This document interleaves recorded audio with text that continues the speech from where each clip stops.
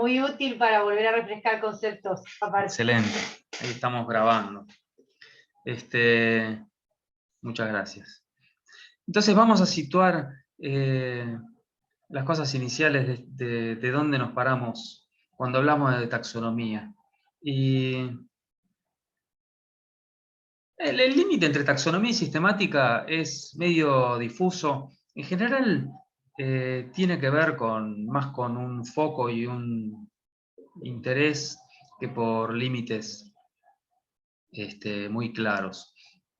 Pero tanto en sistemática como en taxonomía uno trabaja con la diversidad de organismos, parentescos y clasificaciones.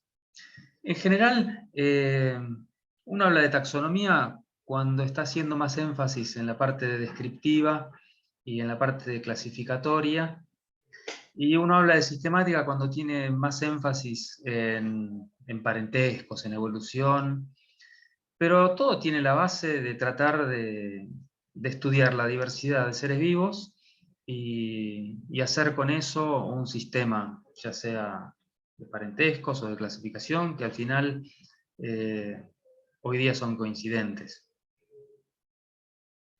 En sistemática, entonces, como les decía, se estudia diversidad de organismos, pero también la diversidad de los atributos, o sea, los caracteres, y además de los parentescos. Y uno de los productos de la sistemática es la clasificación. Nosotros en este curso vamos a trabajar mucho con clasificaciones. Pero también la parte práctica de cómo se reconocen las especies y los grupos, o sea, los caracteres diagnósticos. Y eso está muy junto con lo que hay de hipótesis evolutivas, de convergencias, de origen, de novedades evolutivas, de los tiempos, de origen geográfico, las eras geológicas donde surgen los grupos. Eso está muy mezclado y como ven, muchas de las cosas que ustedes van a hacer en taxonomía, enseguida vamos a tratar de encontrarle vueltas de conexión con muchas de estas preguntas. Y la sistemática se tiene que ver con un problema complicado, que es organizar una cantidad enorme de conocimientos sobre una cantidad de especies, que es enorme y que ni siquiera se sabe cuántas son. Y que todo el tiempo se descubren especies nuevas. Tanto de las especies en sí, los grupos taxonómicos, como de todo lo que tiene que ver con la morfología, la fisiología de esas plantas, animales, etc. Y cuando trabajan en sistemática van a hablar mucho de las herramientas para entender los parentescos. Y una pregunta que yo dejo siempre picando es ¿cómo aplican generalizaciones, ¿no? De cómo pueden ustedes predecir atributos de especies de las que no se conoce casi nada. Ustedes, si están describiendo especies nuevas, es posible que haya mucho que se ignore de eso. Entonces, la manera de aplicar todo lo que se sabe en biología para esas especies nuevas es una operación intelectual o epistemológica que no es muy directa. Este es un problema de todos los que trabajamos en diversidad, que nos enfocamos muchísimo en un sector chiquito de un árbol filogenético y hay algunas cosas solamente que se pueden aplicar al resto de los seres vivos. Y eso no es lo que trata de hacer la ciencia estándar que uno vería en un curso de epistemología 1, donde se tratan de hacer generalizaciones lo más amplias posibles. Lo que nosotros vemos acá, si yo me dedico a las arañas, que es lo que hago, voy a estar hablando de la tela de las arañas, y eso tiene un origen muy definido, y la tela de la araña tiene muy poco que ver con la seda de las mariposas, un poco, qué sé yo, pero... entonces, no es de aplicación universal. El otro desafío es la cantidad enorme de especies que hay. Como ustedes estuvieron leyendo en estas cositas que les di, debe haber 1,5 millones, casi 2 millones de especies con nombres, ni siquiera se sabe todas las que hay publicadas. Pero se estila que de eucariotas debe haber 10 millones. se estima, más o menos. Yo trabajo con arañas y esta es la curva de descripción de especies cada año. Cada vez se describen más especies. Esta es la curva de especies conocidas que se van agregando cada año, perdón. Y como ven, esta curva va subiendo, cada vez se conocen más. Y eso está bastante empinado. De las 50.000 especies de arañas conocidas, la última vez que yo pude hacer un parsing de esa base de datos, me daba que más o menos la mitad se conocía por macho y hembra. La otra mitad se conocía solo el macho o solo la hembra. Imagínense lo que eso quiere decir en cuanto conocemos las especies. Hay un montón de arañas que la única vez que se las mencionaron es cuando le pusieron nombre y después nunca más. Esta es una estimación de cuántas especies habría de eucariotas y una de tantas, y les da que, bueno, esto que les decía, ¿no? Entre el 80 y pico y el 90% de especies todavía no tienen nombre. Y en microbios eso es todavía peor porque son muchísimos, son difíciles de diagnosticar, y además los límites de lo que es una especie en microbios es mucho más jorobado, pero piensan que hay 1 billón de especies allá afuera. Entonces, toda esta diversidad, lo que nosotros tratamos de hacer es clasificarla para ordenarla y entenderla de una manera eficiente. No, que clasificar es en general, ¿no? Sería tener algún criterio para hacer grupos y asignar los elementos de esos grupos y categorías, o lo que hayas decidido usar, ¿no? Y después está la cuestión de taxonomía biológica, que es la de administrar los nombres, que tiene que ver con la nomenclatura. Es decir, si vos le vas a poner nombre a los grupos, las reglas de nomenclatura te dicen qué nombre llevarían. Bien. Yo siempre muestro este pedazo de un cuento de Borges, porque él pone una clasificación. Y a mí lo que me gusta es porque está hecha a propósito de una manera tan absurda que, visto desde esta óptica, te hace tomar conciencia de características de las clasificaciones que uno de vez en cuando tiene naturalizadas y no es consciente siquiera de que las querría usar. ¿Qué problemas? ¿Qué opinan de esta clasificación?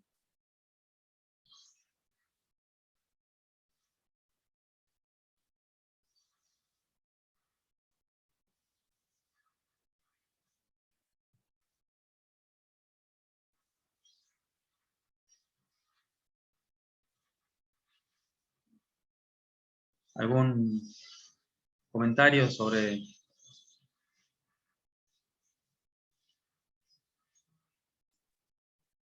Bueno, ¿Que no es una primero clasificación biológica? Es artificial. Ya. No es biológica, bueno, porque tiene cosas que hay jarrones y qué sé yo. ¿Qué que no más? está basada en la lógica, ¿Cómo, Melania, perdón? que no está basada en ninguna lógica en particular, digamos, es como solo separar. Tiene una lógica No hay discutible, digamos, ¿no? Claro. Okay. Puede llegar a ser No hay ambigua diferencia, también. no hay similitudes, digamos, está como...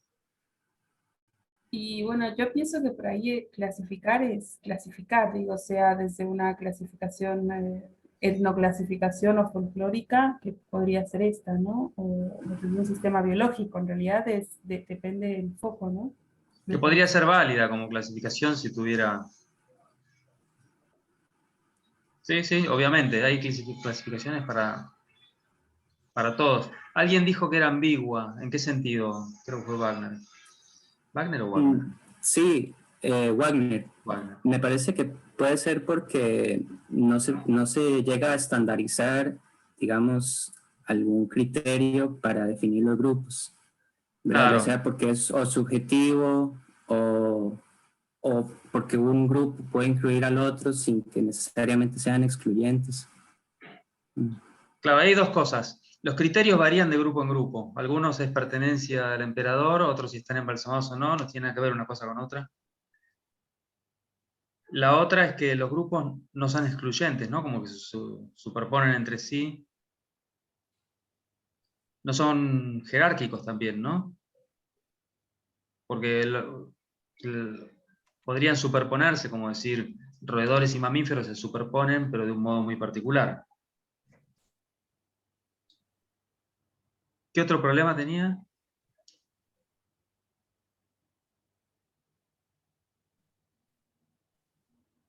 Otras también, bueno, Bueno, están... Sí. ¿Alguien? bueno, Dime.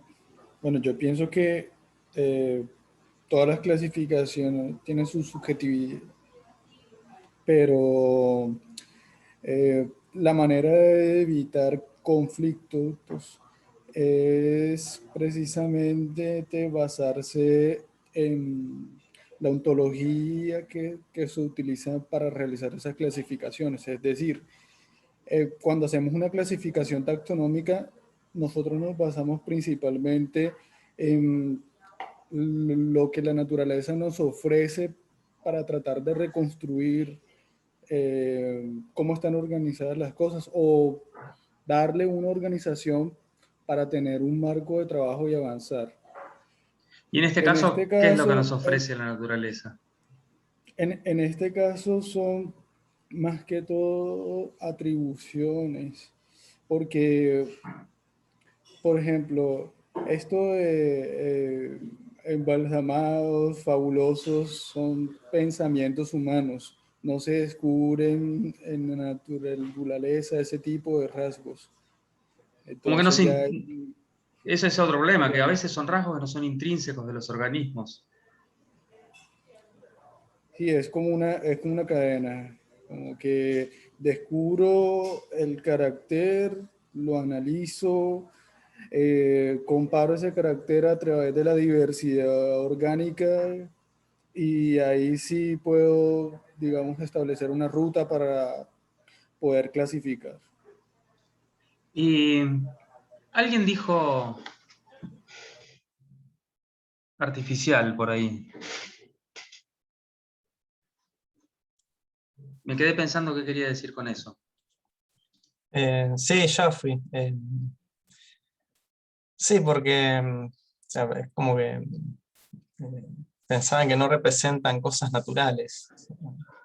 Como que están... Y tiene un poco que ver con todo lo que dijeron, ¿no? Que Ok, los caracteres o las cosas que se usaron tienen que ver con pensamientos humanos. ok, sí. Sí, durante mucho tiempo se discutió en qué sentido las clasificaciones podían ser naturales o artificiales. Bueno, ustedes tienen entrenamiento biológico, no sé si les quedó algo más para comentar. Yo creo que golpearon casi todos los clavos, me parece. A mí me parece también que incluye una tautología a nombrar, que la clasificación H incluye todos los incluidos en esta clasificación. Es Ok. circular en ese sentido. Ok, tiene problemas lógicos además de materiales. Ok, muy bien. Bueno, como una de ustedes mencionó hace un momento, las taxonomías no es cosa de científicos. Las clasificaciones en general, uno clasifica rutas nacionales, rutas provinciales, paradas de colectivo, de todo, para miles de propósitos. Inclusive los organismos vivientes se clasifican para un montón de actividades humanas. Acá les muestro algunas que evidentemente usan las clasificaciones biológicas para hacer su trabajo. En este caso tiene que ver con la comida. Y a mí me gusta este trabajo que nombran en el capítulo este de Winston. El trabajo original, yo se los puse, es muy cortito y está muy bien hecho. A mí me gusta porque lo que tratan de ver es cómo utilizan taxonomías biológicas en un montón de etnias en el mundo.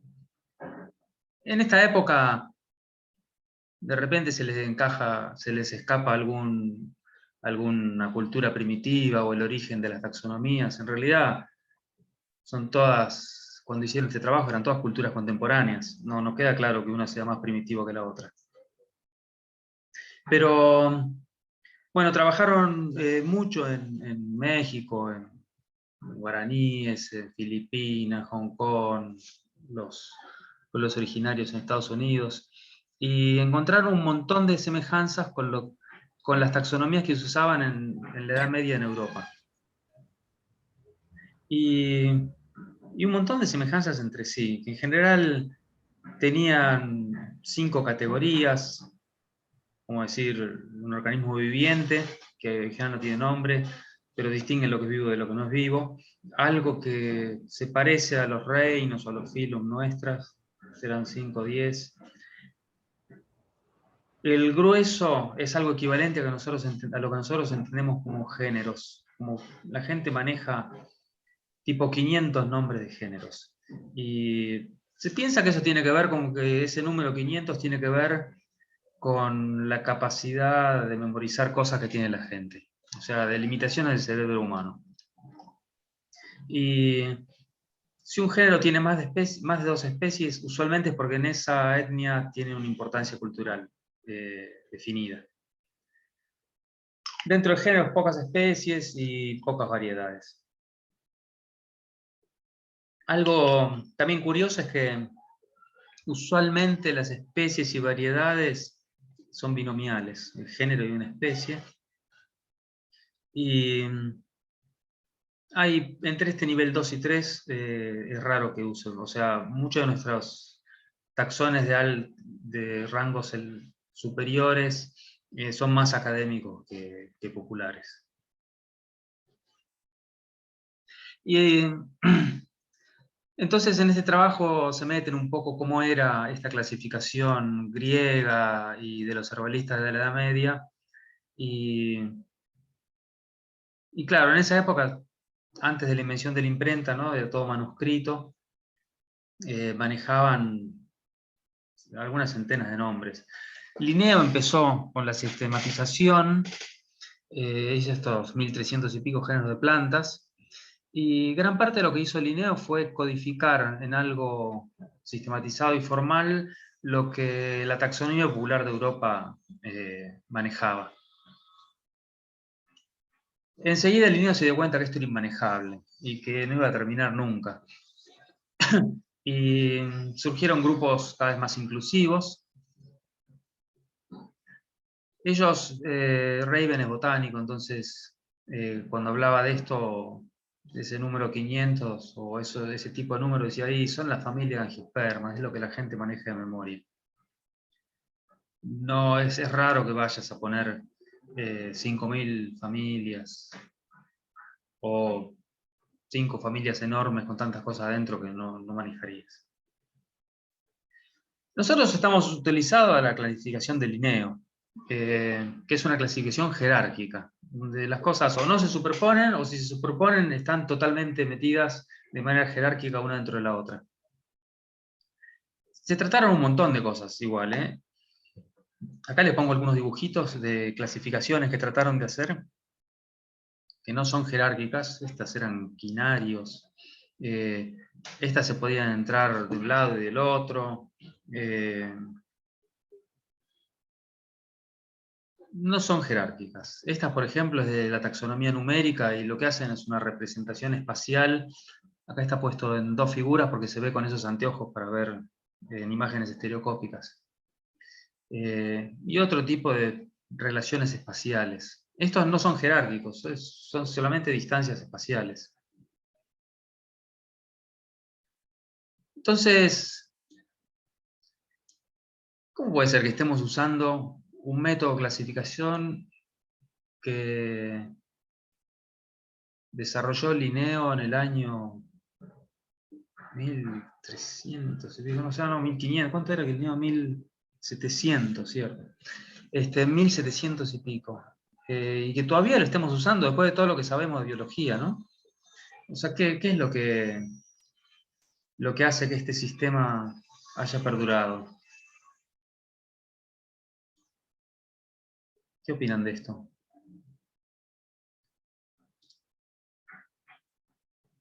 ¿Por qué seguimos usando el sistema de Linneo y no algo mucho más avanzado?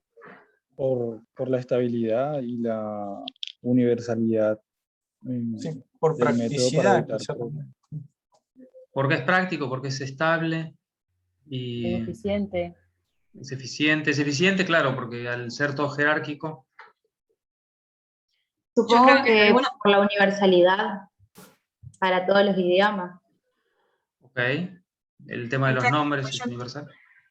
Yo creo que incluso hasta muchas categorías se han extendido más allá del ámbito puramente científico. Entonces, hoy por hoy está extendido como en distintas sociedades, en la escuela, por ejemplo. Entonces, como incluso cambiar lo que se aprende desde chico, en la escuela, en primaria, en secundaria, es incluso complejo. Entonces, bueno, seguimos quedando, incluso los científicos, tal vez presa o no, porque tal vez lo decidimos conscientemente, de ese mismo sistema. Tradición sería. Claro. Exacto. ¿Qué más? Pero hasta ahora no estoy encontrando defensas científicas, o sea, biológicas, quiero decir. Porque uno podría decir, y si uso un método alfabético y tengo una buena computadora, qué sé yo, también es bastante rápido. No es estable, porque acá cambia nombre o cambia lugar, pero... ¿encuentran algún argumento biológico de por qué usar eso? Representa la filogenia. ¿Y eso qué ventaja tiene? Que es real. Te O sea, da una idea del parentesco que tienen las especies. ¿Qué idea de los parentescos es real? ¿Qué quieres decir con que es real? Y que es como que representa o busca representar la realidad y por eso funciona. La realidad biológica sería, en este caso. Claro. Claro.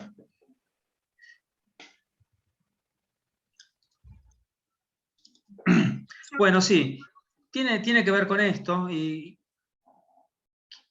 ¿ustedes saben quién se dio cuenta de que esto representaba una realidad?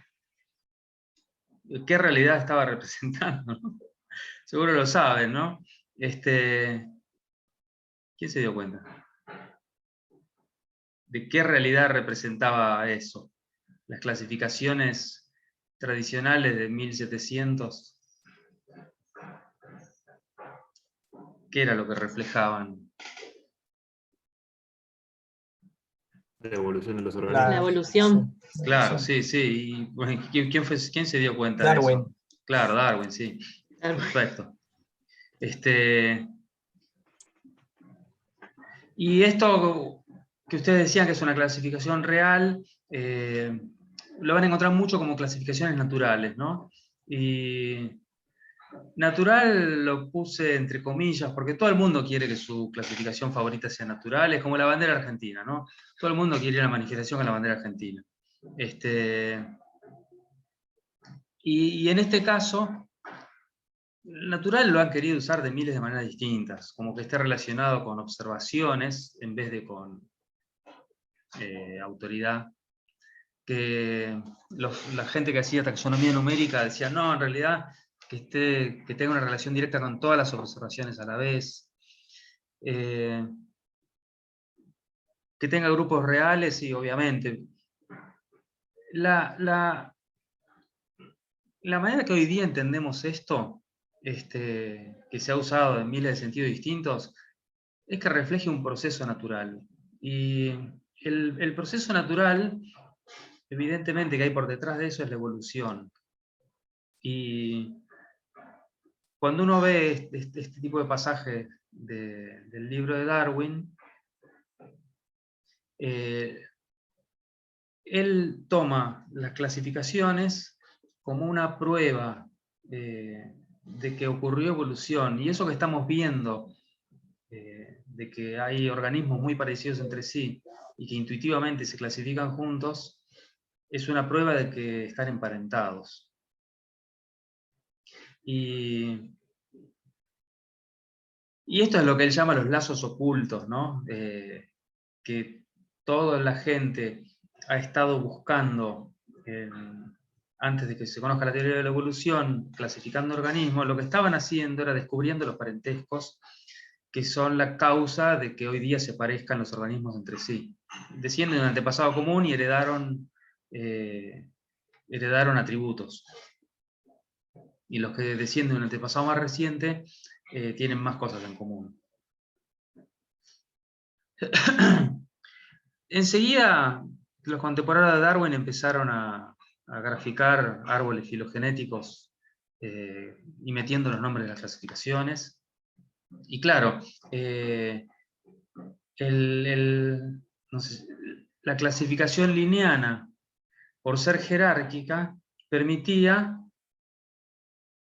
este tipo de árboles, porque una clasificación jerárquica, que son estos diagramas de Venn, son isomórficas, o sea, son totalmente equivalentes a los grupos que se representan sobre un árbol. Entonces, la clasificación linneana ya estaba armada para acomodar árboles filogenéticos. Y a su vez, la señal filogenética es tan fuerte en el sentido de que no es tan común que haya híbridos entre especies. Salvo plantas y bacterias mucho más, plantas mucho menos, pero la señal filogenética que se ve en los atributos de los organismos es fuerte y es súper evidente. Entonces, uno siente natural que esas clasificaciones tengan que ser así, y vamos a ver además que tiene un poder predictivo muy conveniente. Este es el motivo por el cual seguimos usando clasificación linneana, porque el proceso natural por debajo de esto es un árbol de parentescos filogenéticos, y ese tipo de clasificación jerárquica encaja perfectamente. Hennig fue el primero que le puso muchísimo énfasis en que las clasificaciones tienen que ser estrictamente filogenéticas. No más o menos filogenéticas, sino que conveniente sean estrictamente filogenéticas. Él trabajaba con moscas, con dípteros. Y bueno, hizo estos libros. Esta es la edición que se hizo en Argentina. De hecho, estuvo traducido al castellano antes que el inglés, pero bueno, se demoró la publicación. Vamos a hacer una pequeña pausa. ¿Quieren comentar algo en este momento? Estamos repasando. No les queda nada extraño, colgado. Bien. Son 3 menos 5. Paramos un cachito, retomamos. Disculpa, yo tengo una Ahí está, pequeña dale. pregunta. Cuando vos hablas de señal filogenética, ¿a qué te referís? Me refiero a algo como intuitivo de que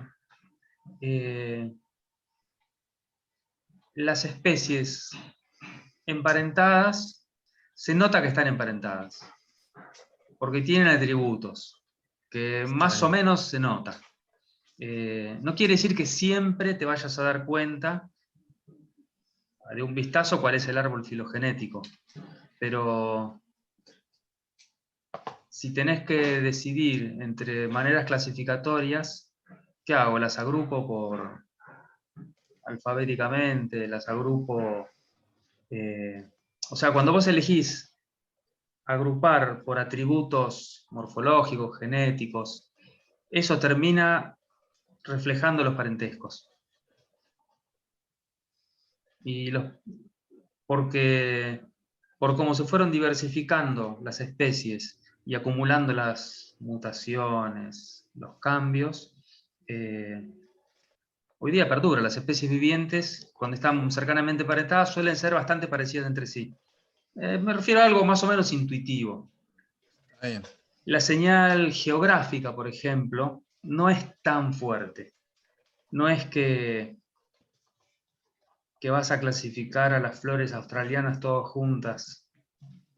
La señal ecológica tiene lo suyo, pero tampoco es tan fuerte como la señal filogenética, ¿no? Como vas a poner los carnívoros todos juntos, los herbívoros, los parásitos. Ese tipo de contraste quiero hacer. Ah, está bien, está bien. Ahora, vos no podés hablar de que un carácter, por ejemplo, tiene baja señal filogenética.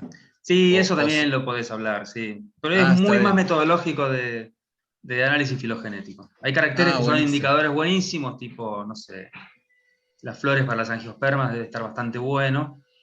Claro. Y otros que no están muy buenos, como presencia de alas, qué sé yo. Tenés mosquitos, pterodáctilos, murciélagos. Y eso en ese caso, así crudamente, tendrían baja señal filogenética. Claro. Ah, buenísimo. Muchas gracias. Okay. ¿Algo más?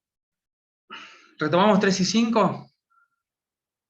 ¿Un momentito? Excelente. Ok. Bárbaro.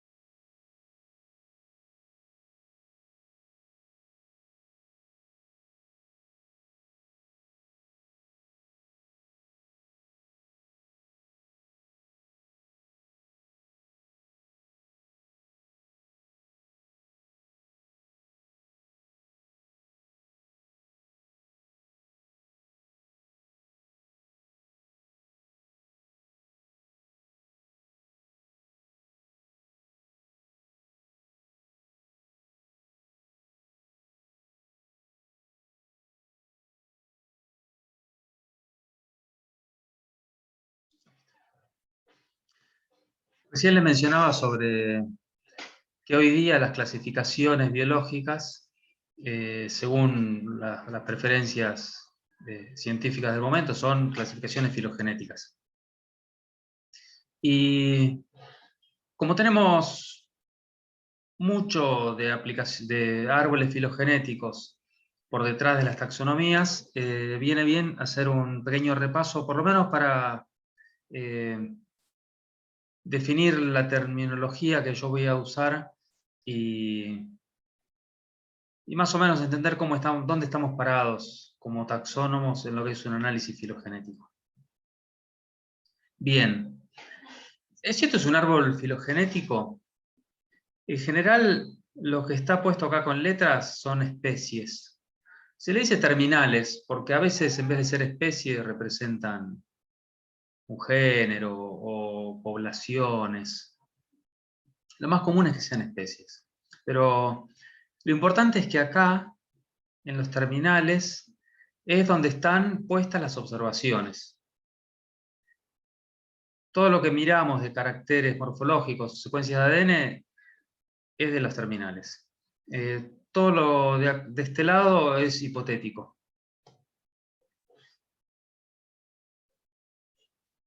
Estas son ramas. A lo largo de las ramas transcurren los cambios evolutivos. Y estos circulitos que marqué acá son nodos en general que representan ancestros hipotéticos. Y uno trata de poner características ahí, pero son siempre hipotéticas. Y hay un nodo en particular, que es el nodo raíz, donde se ubica la parte más vieja del árbol, y es el ancestro que da origen a todo lo que tenemos en este árbol. Los matemáticos también le llaman nodo a las especies terminales. Pero en general, por algún motivo, en general cuando hablamos de nodos vamos a estar hablando de el ancestro hipotético de un grupo monofilético. Si no, a veces se le dice nodos internos o nodos terminales, pero eso es una distinción medio académica.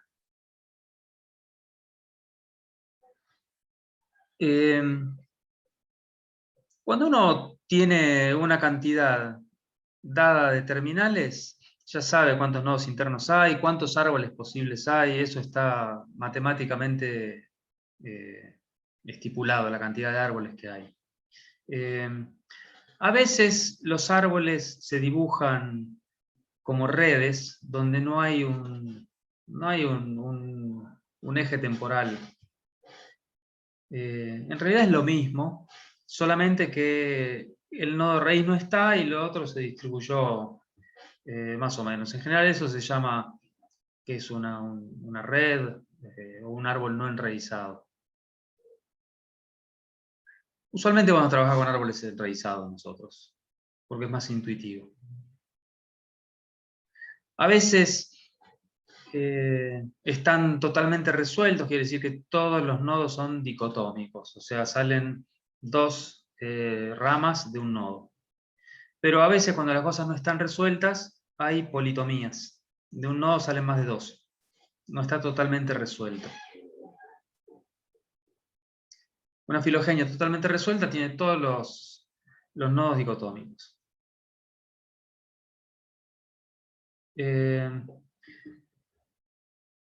Los nodos estos rotan libremente y da lo mismo si uno dibuja este BC acá arriba o lo da vuelta y el BC lo dibuja acá abajo y DF los pone acá arriba, da lo mismo.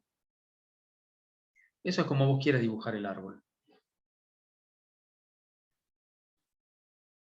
Después van a encontrar que al mismo tipo de objeto se lo denomina con distintos nombres según el contexto. Entonces, árbol filogenético lo vamos a usar para un árbol que muestra parentescos. Independientemente de dónde salió, cómo lo calculaste. La gente a veces le dice cladograma a eso, y en general cuando hablan de cladograma, hablan de un árbol filogenético en que no le están dando bola al largo de las ramas. Entonces este, por ejemplo, podría ser un cladograma, que ven que todas las ramas son de longitud igual, y este podría ser un árbol filogenético porque, en general, porque las ramas tienen distinta longitud de acuerdo a la cantidad de cambio, seguramente esto es el cambio de secuencias moleculares. Usualmente la gente que usa cladograma es porque lo obtuvo mediante el criterio de parsimonia. Y si lo obtuvieron mediante análisis de distancia, tipo neighbor join, neighbor join no, UPGMA, algo así, a veces lo llamaban fenograma. Dendrograma es lo que obtienen los ecólogos con UPGMA. Son todos árboles. Nosotros vamos a usar árbol filogenético, cladograma, en general esas dos cosas. Estos dos marcan lo mismo, solamente la topología sin darle bola al largo de rama, solo que este las lleva todas hasta el presente.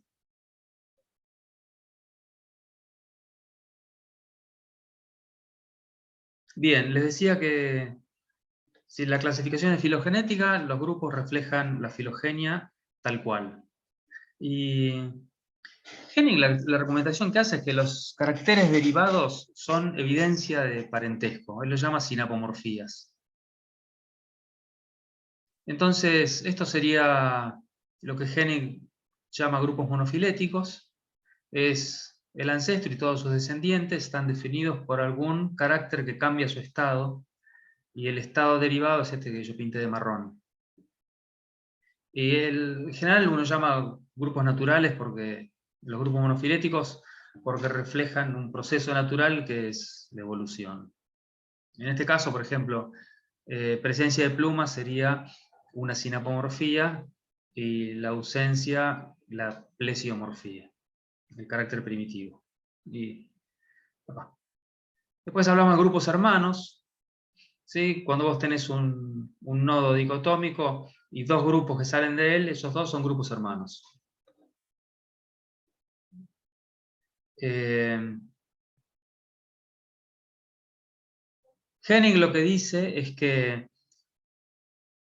uno no puede agrupar solamente por similitud, porque si uno agrupara por similitud, estaría agrupando las aves porque tienen plumas y los reptiles, ponele, porque no tienen plumas. Y él dice, no, acá los reptiles no tienen plumas porque tampoco tienen plumas los sapos, ni los peces, ni nadie. Entonces, carecer de plumas no es en este caso, una evidencia de monofilia. Entonces, como que los caracteres se usan una vez en el cambio, se usan en un cambio que se llama sinapomorfía de una rama. Y bueno, esto es lo que les acabo de decir. Que las sinapomorfías son novedades evolutivas que están compartidas por un grupo, que es un grupo monofilético. Si vos vas a poner las aves como separadas en dos grupos, te obliga a decir que hay una convergencia en las plumas. Ahora, si pones animales sin plumas separados, eso no te obliga a nada, porque total es el estado que uno esperaría. Que los que no son aves no tengan plumas, no hay problema. No necesitan estar juntos en un grupo. Esa es la distinción entre apomórfico, plesiomórfico, que vieron en las materias iniciales. Grupos parafiléticos, ¿no? Son unos grupos monofiléticos a los que les falta un pedacito. Está lleno de grupos parafiléticos en las taxonomías viejas, tipo reptiles, invertebrados, ¿no?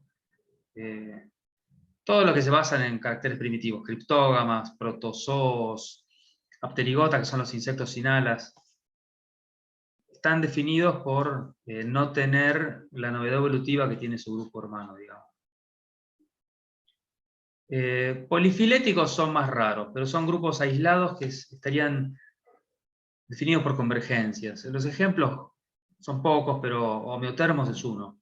Los animales de sangre caliente, aves y mamíferos, que a alguien se le ocurrió, podían ser un grupo, hoy día se sabe que serían un grupo polifilético. Apomorfía y plesiomorfía no es un concepto totalmente claro, porque está lleno de problemas, está lleno de homoplasia. Entonces, uno lo tiene que calificar con el sector del árbol a que te estás refiriendo. Por ejemplo, tener alas es una sinapomorfía de los pterigota, que son los insectos que adquirieron las alas. Los que están por fuera, tipo los colémbolos y eso, el estado plesiomórfico es no tener alas. Pero después hay grupos derivados que perdieron las alas, tipo los piojos. En este caso, las alas sería plesiomórfico para los zocoideos, que son zocodeos, que incluyen todo esto, y los piojos perdieron las alas. Entonces, no es tan claro lo que es no es que vos ves un carácter y te das cuenta, un estado de carácter y te das cuenta que es apomórfico o plesiomórfico, porque está lleno de problemas como estos. Estamos hablando de terminología, esto ya lo saben. Este es un caso, por ejemplo, en que tener alas o no tener alas, no está tan claro cuál es el estado primitivo, porque acá pintaron de negro los que tienen alas, el macho y la hembra, y en gris los que tienen alas chiquititas reducidas, y en blanco los que no tienen nada, y está claro que primitivamente tenían alas. Acá da la impresión que se perdieron en estos, en los grillobátidos. Pero después, en lo que son los bichos palo, está medio complicated esto. No se sabe si ganaron las alas otra vez, que sería rarísimo, o las perdieron muchas veces. Entonces esto en general a ojo uno no lo puede hacer, necesitas algún método. Más terminología, uno llama homologías con las mismas condiciones originadas en un ancestro común. Homoplasia lo llamás a lo que son convergencias o reversiones, o sea, se parecen pero no por ancestría común, sino porque fueron para el mismo estado subsiguientemente. Una reversión sería que arranca con un estado, está un tiempo en otro estado y después vuelve al mismo inicial. Y convergencia que llega independientemente al mismo estado en dos lugares del árbol. Paralelismo es más o menos lo mismo. Son convergencias. Si quieren ver la distinción entre paralelismo y convergencia, hay un paper que se dedica a eso, pero en general es más o menos lo mismo. Paralelismo se suele usar para cuando uno conoce bastante bien el mecanismo evolutivo y sabe que llegaron por el mismo camino evolutivo, tipo la misma regulación génica, los mismos intermedios.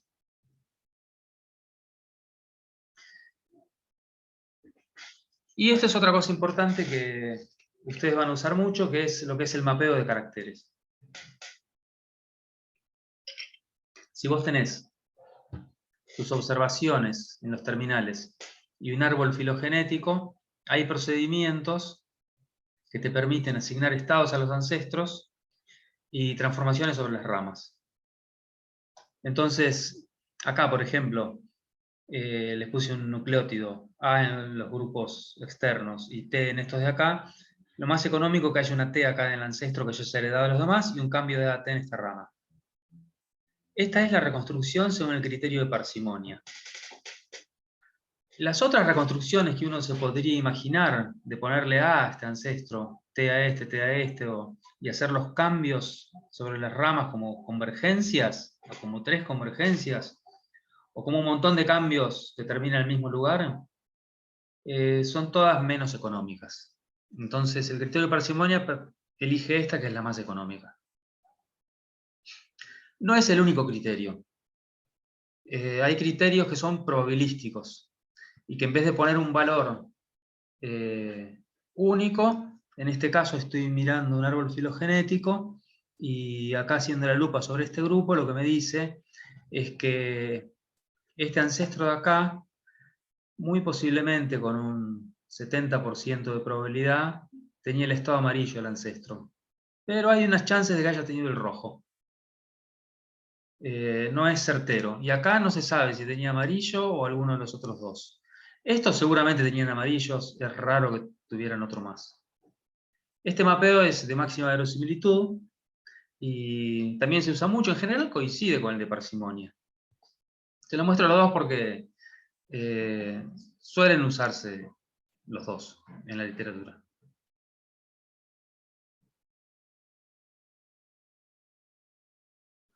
Otra cosa, una propiedad de los árboles filogenéticos usuales que ustedes van a trabajar es que si uno le pone la raíz acá y le asigna estados y cuenta los cambios, acá tenés un cambio. Si vos después cambiás de idea y decís, ¿sabes qué? Voy a poner la raíz acá. Entonces, quito esta roja de acá, la agrego acá, tiro, lo hago raíz, y hago que esto sea mi raíz. Ahora tengo la T es primitiva, un cambio de T a A. Este es el nuevo árbol. Cuando lo mirás decís, pucha, es un solo paso también. Acá tenía un paso, acá tenía otro paso. Esto se los muestro para hacerlos tomar conciencia de que la raíz del árbol filogenético siempre se pone por fuera del análisis filogenético. No van a encontrar dónde meter la raíz como un resultado del análisis. Eso, ¿dónde va la raíz? Está en materiales y métodos. Es decir, yo puse la raíz porque sé que estoy analizando mamíferos, marsupiales, ponele, o placentarios, y sé que el ornitorrinco es un monotrema que pone huevos, voy a poner la raíz ahí. Lo demás, lo que son los estadísticos de los resultados, la cantidad de pasos, máxima verosimilitud, lo que sea, da lo mismo donde metes la raíz. La única excepción es cuando usas costos asimétricos, que no es algo que se use habitualmente. Entonces, en algunos libros viejos ustedes van a encontrar que para hacer un análisis filogenético tenés que polarizar los caracteres, saber cuál es el estado primitivo y cuál es el estado derivado. Eso ya no es así. Yo a propósito les pongo, para ese caso, A y T. ¿Cuál es el estado primitivo, la A o la T? ¿Qué sé yo? Vos haces una secuencia, te da y no te da lo mismo cuál es el primitivo, cuál es el derivado, no tenés ni idea. El problema acá es dónde ubicar la raíz, o sea, qué grupos externos usás. Y como les decía, eso va en materiales y métodos y es parte del diseño. Vamos a hablar bastante de eso. Hubo una época en que se le tenía mucha fe a criterios ontogenéticos, por ejemplo. Lo que aparece más temprano en la ontogenia es lo primitivo. Y después aparece lo derivado. Ok, sí, es bastante usual que sea así, pero tampoco es una regla de oro. Lo que aparece en los estratos más antiguos geológicos son bichos más primitivos. Está bien, tiene su lógica, pero está lleno de bichos súper primitivos que aparecen súper salteados. O sea, el registro fósil es imperfecto. Lo mismo con la biogeografía. Ya nadie tiene mucha expectativa de saber antes del análisis qué es primitivo y qué es derivado. Entonces, ya no le tengan... no le den mucha importancia a esto de polarización que pongo entre comillas. Entonces, ustedes hacen un análisis filogenético. Esta no es para los que cursaron sistemática teórica, sino para el resto. Hacen este árbol filogenético, con esta matriz de datos, le da este resultado. ¿Este resultado apoya la monofilia de las aves? Pregunta.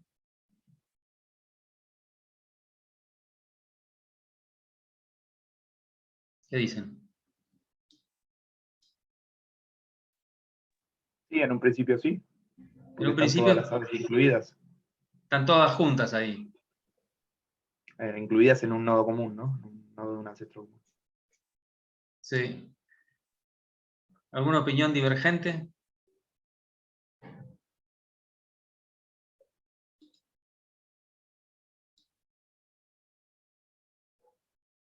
Si hubiera puesto la raíz en otro lado.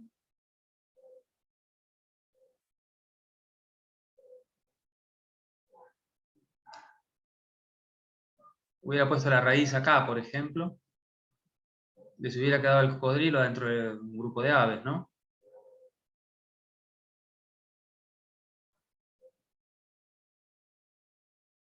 Entonces, ¿entienden cuál es el problema? La raíz la ponen siempre a dedo ustedes. Acá, ¿por qué pusieron la raíz acá? Porque saben que los cocodrilos son un grupo externo a las aves. Hay un montón de evidencia, estoy haciendo quilombo con las caritas. Hay un montón de evidencia que las aves son monofiléticas, entonces ustedes pusieron la raíz acá. No es un resultado, no es que sus datos apoyan la monofilia de las aves. Ustedes pusieron la raíz ahí porque les parecía lógico y explicaron en los métodos que lo pusieron ahí. Pero si lo hubieran puesto en cualquier otro lado y les hubiera quedado a los cocodrilos como grupo interno a las aves, el árbol tendría la misma estadística, la misma longitud, la misma verosimilitud, y la única manera de probar la monofilia de un grupo es poner un montón de grupos externos, o por lo menos más de uno. Acá, por ejemplo, es un género de escorpiones, ¿no? Que mi colega Andrés Ojanguren estudió, hizo la sistemática de esto, y cuando hicimos este árbol, todas las especies de urofonios están acá. Y estos son los grupos externos, hay 4. Nosotros pusimos la raíz acá por evidencia externa, pero cualquiera de los otras, como decir foniocercos, centromachetes, cercofonios, se podría haber mezclado con urofonios. Entonces, hay resultados posibles donde urofonios no es monofilético. Entonces, lo que nos dio apoya que urofonios es monofilético. Porque le dimos chances a que no lo sea, le pusimos varios grupos externos. Lo único que hicimos arbitrariamente es meter la raíz acá, entre Testilus y todo lo demás. Grupo interno, grupo externo, más terminología, es una declaración de interés. No hay nada más que eso. En general uno llama grupo interno al grupo que está revisando, con el que está enfocando su estudio. Y suele tener un muestreo de especies más denso ahí. Y lo que es grupo externo es el contexto filogenético. Son especies, algunas cercanamente emparentadas, y las otras suficientemente lejanas, cosa que la raíz la ponga sin problema por ahí. Y acá no suele haber un muestreo denso porque te gastás más plata en el área verde que en el área gris, que es tu grupo de interés. No se preocupen, todos caen en esta pregunta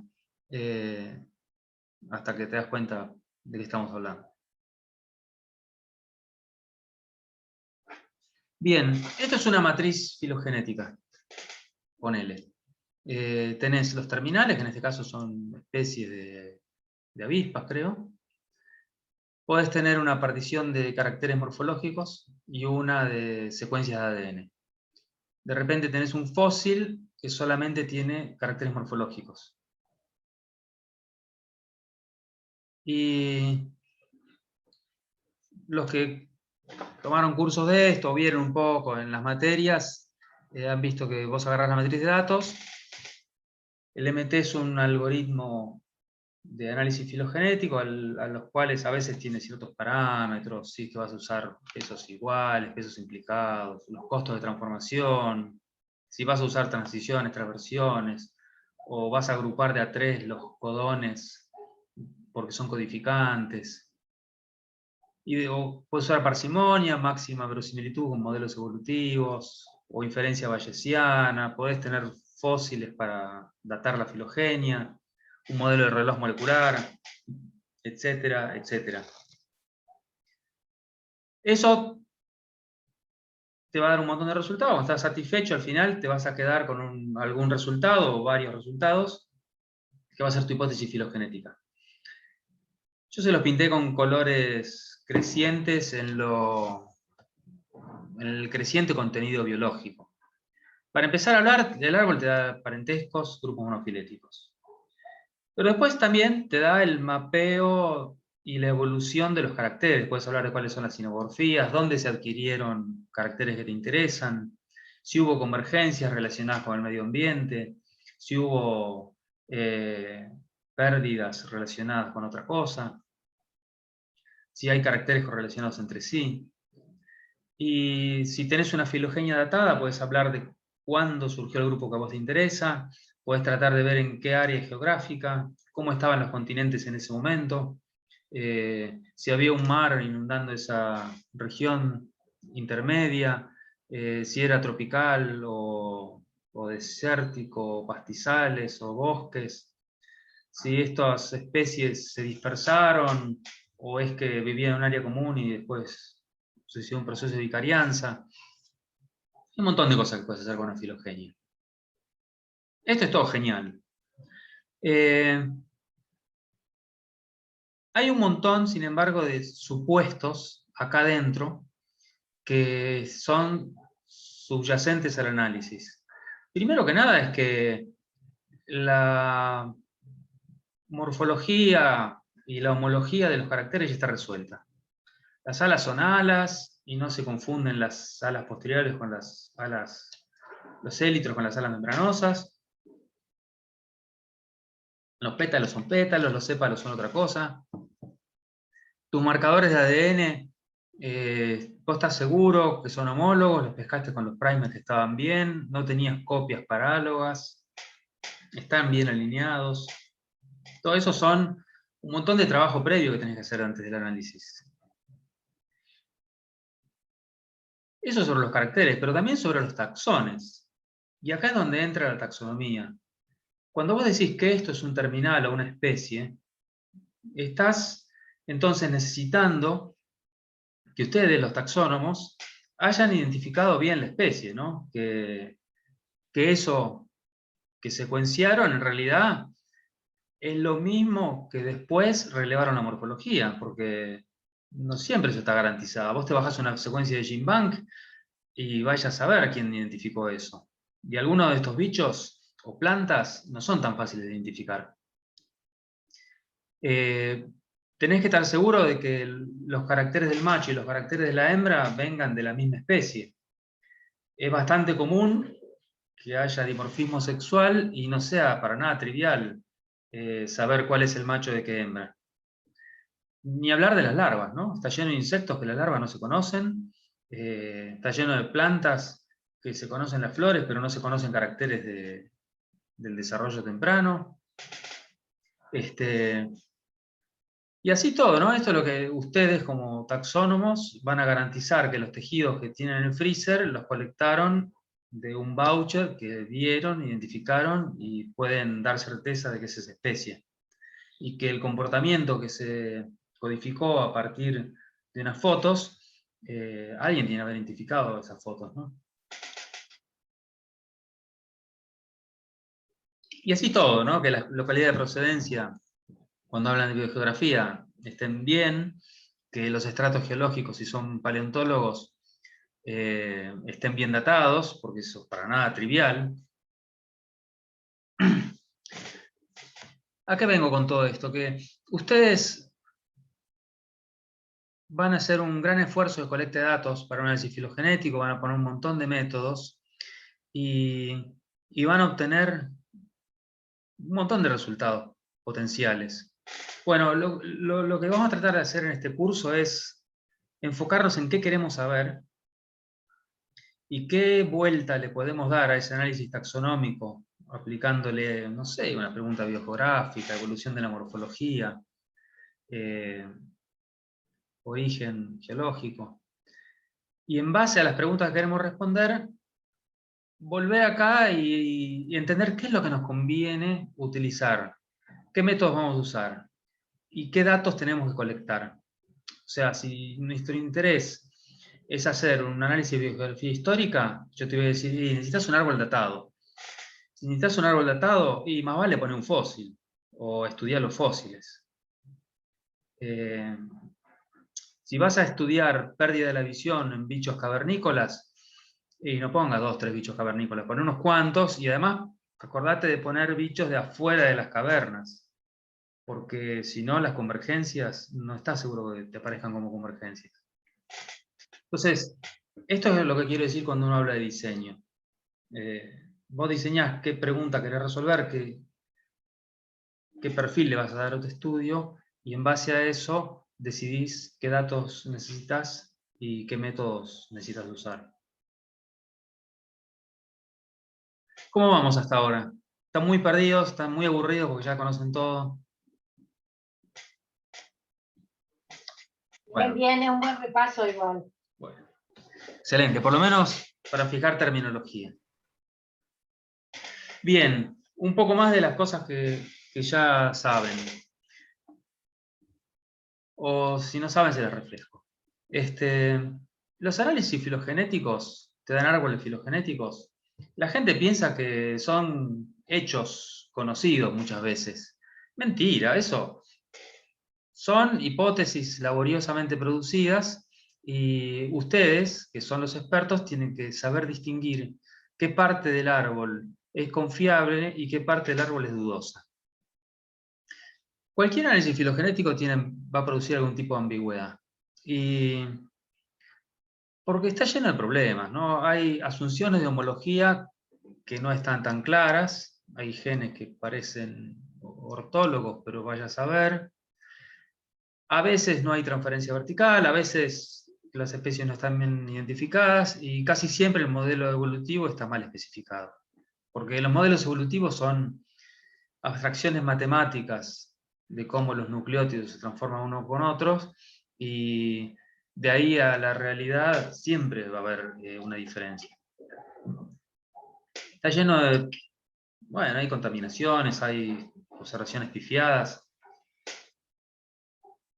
Y luego lo que es la homoplasia, o sea, que el proceso de evolución biológico tiene convergencias. Entonces, es esperable que los caracteres no sean perfectos siempre.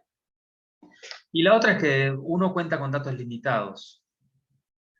Y tanto en caracteres, porque no tenés plata para secuenciar 10 marcadores, secuencias 4, como en taxones, porque hay especies que no las conseguiste en los tejidos, o no pudiste ir a esa localidad. Entonces, hay un montón de fuentes de ambigüedades. Esta, por ejemplo, es la más fácil, es que vos aplicás un análisis filogenético y el mismo análisis da 2 soluciones, o 3 o 4 óptimas. Entonces acá tenés un árbol donde E y D son grupos hermanos, y acá E y D están en otro lado. Los dos dan igual en optimalidad, y bueno, uno puede resumir estos dos árboles en un consenso estricto, donde el nodo que está en disputa está colapsado y hay una tricotomía. Este, por ejemplo, es un análisis real. Esto era mi tesis de doctorado, ¿no? Y yo no sé ni cuántos árboles óptimos había de parsimonia. Yo llegué a 10.000 y paré porque no me entraban más, me aburrí. Pero el consenso tiene un montón de cosas colapsadas, pero dentro de todo hay un montón de cosas que están bastante bien. El otro tema es el soporte, que los árboles filogenéticos te pueden salir resueltos, pero ciertos grupos están apoyados por muchos caracteres y otros grupos por poquitos. O están apoyados por varios caracteres, pero que esos caracteres tienen conflicto entre sí con otros. Entonces, es útil saber qué grupos están bien apoyados y cuáles no. Lo que más se usa es Bootstrap. Bootstrap lo que hace es agarra tu matriz original y produce matrices remuestreadas. Son pseudoréplicas. Porque vos no, lo que trata de hacer es como una especie de soporte estadístico de si vos estuvieras muestreando caracteres al azar. No hay manera de muestrear caracteres al azar, lo que haces es remuestrear tu matriz de caracteres observados. Y lo haces 1000 veces, 1000 matrices remuestreadas, las analizás y resumís los resultados de esos 1000 pseudoréplicas.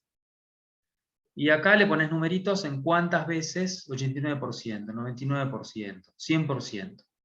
Este grupo parece bien apoyado porque en 1000 o 990 y pico de las réplicas siempre salió un monofilético, y seguro que está bien. En cambio hay otros grupos acá adentro, 16, esto no existe. 37, no. Todo lo que sea por debajo de 50, ni te gastás en hablar de eso como grupo monofilético. Entonces, entre 0 y 50 es la nada misma, y de 50 a 100, 50 es nada y 100 es ideal de soporte. Esa es la medida de soporte más usada. Entonces acá, por ejemplo, en ese árbol que estamos mirando, acá están haciendo 6 marcadores moleculares y le da numeritos, algunos buenos, 100, 100, 100, 100 acá, pero después 26, 50, 76. Y acá usaron algo similar con 750 marcadores, un análisis genómico. Y todo lo que tiene el puntito rojo es más de 90%. Y claro, con tantos marcadores, todo tiene apoyo genial. En paréntesis, no quiere decir que sea verdadero.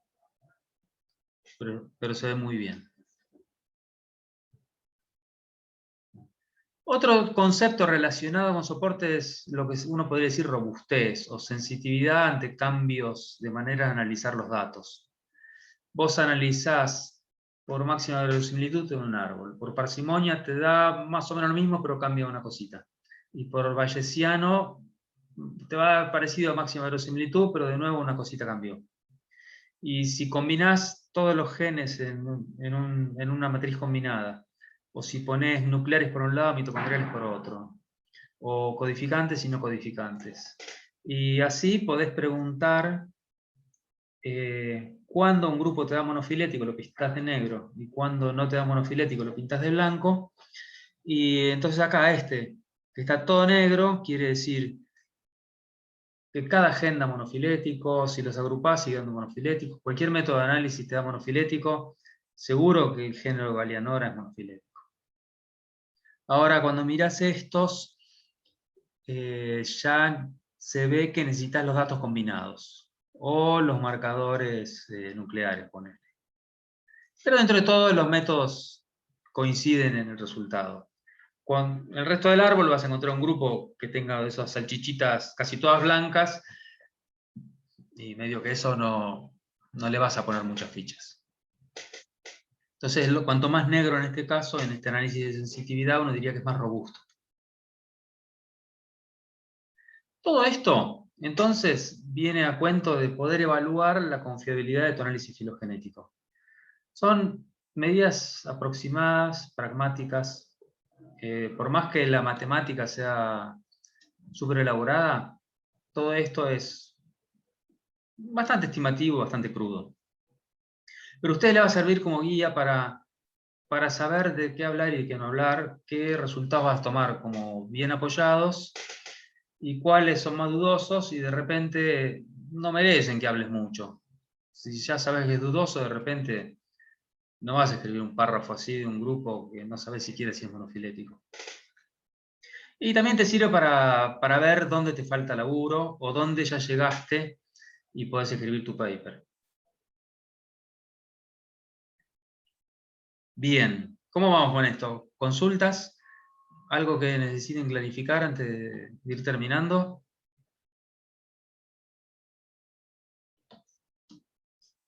Chicos, a mí nunca me interrumpen, no sé por qué, pero me tienen que interrumpir, ¿eh? ¿Apareció algo en el chat ahí? Todo bien. Excelente. Bien. Entonces, imagínense que ustedes van a una isla a la que nadie pudo visitar, o que nunca, ustedes trabajan en hongos y nunca fue un experto en hongos esa isla. O pónganle que llegan por primera vez y encuentran en estas plantas estos bichos. Nunca fueron estudiados, seguramente son especies nuevas. César Taboada dice que no encuentra manera de habilitar micrófono y video.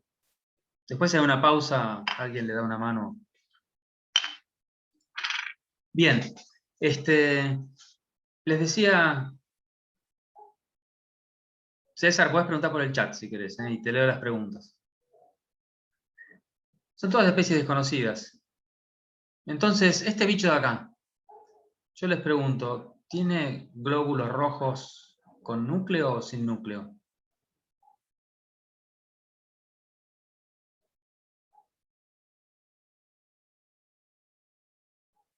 Nunca nadie le sacó sangre de eso, ni le puso el microscopio. Sin núcleo, ¿no? ¿Por qué? Porque son células anucleadas, pierden el núcleo durante su nacimiento porque provienen de otras células pluripotenciales, ¿no? Está bien, pero vos de este bicho no sabés nada. Bueno, porque Bueno, la porque ya simple tenemos vista se ve más parecida a los mamíferos, digamos. Ah, ok. Estás uniendo las dos cosas, ¿no? Lo que sabés de esto, decías, lo que Leonel decía del desarrollo de las células, lo que se sabe, y lo que Melania decía, que al tener pelos, y seguramente es un mamífero. Ok. Este bicho de acá, de abajo, ¿lo agarrarían con la mano ustedes? ¿Por qué? Ni locos, ¿no? ¿Te das cuenta? Tiene toda la pinta de peligroso. Claro, es una culebra. Pero sí es una especie nueva, ¿no? Bueno. ¿Y este de acá tiene clorofila? O sea, hay un montón de cosas de la fisiología y de la anatomía de estas especies desconocidas que ustedes pueden saber, y no hubo magia, o sea, esto lo saben. ¿Por qué lo saben?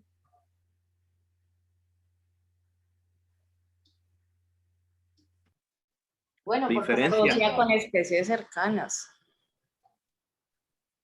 ¿Cómo decías, Diana? Perdóname. Porque se está asociando con especies muy parecidas.